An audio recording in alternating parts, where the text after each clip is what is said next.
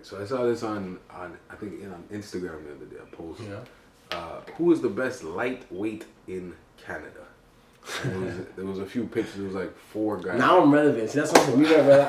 Before, see,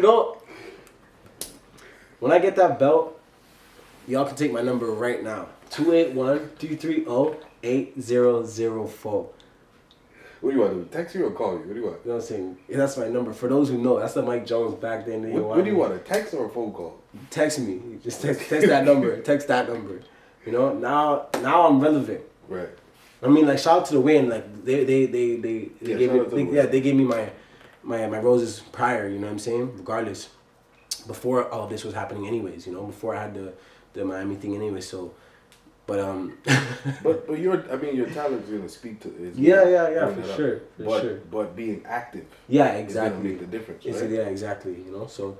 I feel like, to be honest, you know what I'm saying? What am I gonna say? Like, no, someone else is the best lightweight. Who are the best? Let me not okay. Who's the best, but who are the best lightweights in Canada that you?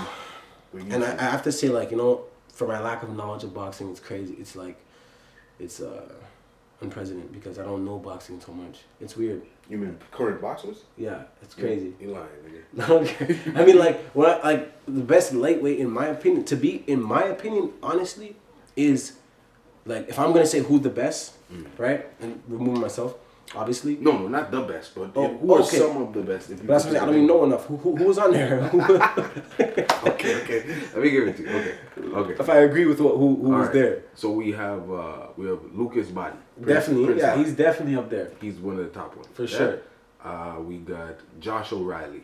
See, I don't know Josh. 16-1. I don't know nothing about him. I don't know nothing about him. I'm not sure if it was him. This fight that he had, the one fight he had. He's the IBA Intercontinental lightweight champion apparently. NABA.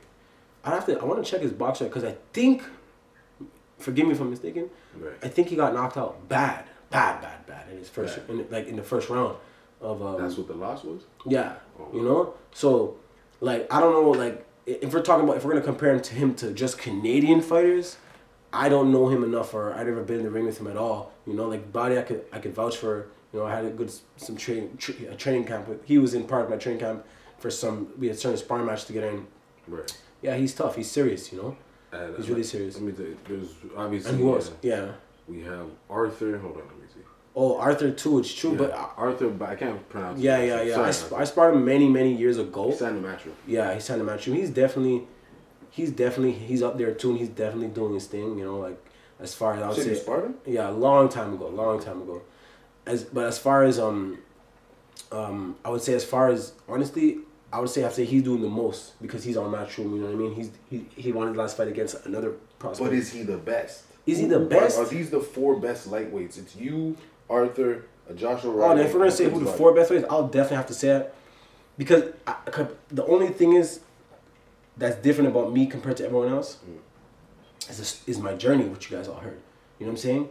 That's the difference. I never got the chance to prove myself in terms of as a professional to fight consistently to showcase what I could do. You know what I'm saying? So or how tough I am or what can I take or how far challenge to go. Because one of the things for certain in boxing, everyone comes to that test no matter what. You cannot avoid the test for so long. You know what I mean? Everyone gets that test, but I didn't get a chance to get my test. I never had a fight. Every time I took a fight, it had to be a minor challenge because of the situation that I was in. Right. You know, boxing is a business at the end of the day. So I never because I was inconsistent, I would never put myself in a situation or a test that didn't make sense that would ruin myself. You know, prior to me being where I'm at today is the fact that I am undefeated. You know what I'm saying? So had I take a loss while on the journey to getting here, I probably wouldn't even be here. You know what I'm saying? Because I would have been looked at like really discriminated. This man lost. No one's behind him. You know, and he's just not doing anything. So the fact that you haven't lost. The fact that I haven't lost is you got to hold on to that. Yeah, I had to. I had to, especially then. I'm not. And even though it's super early. Yeah, it's still super early. I'm not afraid of anything. I definitely don't think about losing, and I'm willing to fight now that I have a contract to build myself up and take those future tests to prove that I am. Would you like to have some fights here in Canada, or right now is it mostly? Yeah, I would love to fight in Canada, but when I think about boxing in Canada, like I want to box in Canada to bring boxing here. You know what I'm saying? And I believe that the guys that I'm around and the circle that are definitely gonna shine a lot of light. Like boxing boxing in Canada had spotlights at time. I believe we're gonna be one of those spotlights to do it really bright. You know what I mean? But I have to go and bring it back. You know what I'm saying? America is definitely where I want to be. I always knew that when I would finally fight in America is when things would be rolling for me, and they are now. Yeah.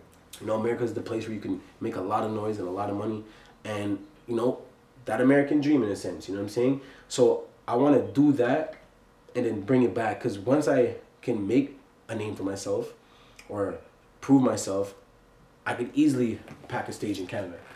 Or in Toronto, you know, like somewhere where people want to see me, because now they want to see their hometown, their home guy fight. Like look at Toronto Raptors. When Toronto Raptors played their final game in Montreal, everywhere in Canada had like big. They were showing the game in the city, in downtown. They're showing it in Montreal. We're French. To me, it's like Montreal's playing like they give a fuck about that. But because it's Canada do something big, we're like, yo, you know what, we're gonna be behind it. So pretty much the same thing. I'm like, you know, I wanna go, you know, show my greatness and then bring that back here, you know what I'm saying? And then the fighters out here could be reborn. And not just the fighters, it's so much like the establishment of boxing. I keep speaking about that. Think about it. There's boxing in the UK. There's a little bit of boxing. There's some good Asian fighters, you know what I'm saying? For sure. States is the mecca of boxing, but there's boxing all around the world. You can't tell me boxing not big in Canada because there's no fighters. Yo, no, I know some, the young dudes, the young guys that I know, like that have the potential guys that are even coming up today. To me, yo, under the right stable, these guys can be the greatest. Yeah. We can have many great champions in Canada. I know some young dudes that were, even when I was amateur, that I seen that were doing remarkable things. You know? So if it's not the fighters are not the problem, like the talent is not the problem, then what is it? It's the infrastructure. It's the infrastructure. Yeah, it's the infrastructure.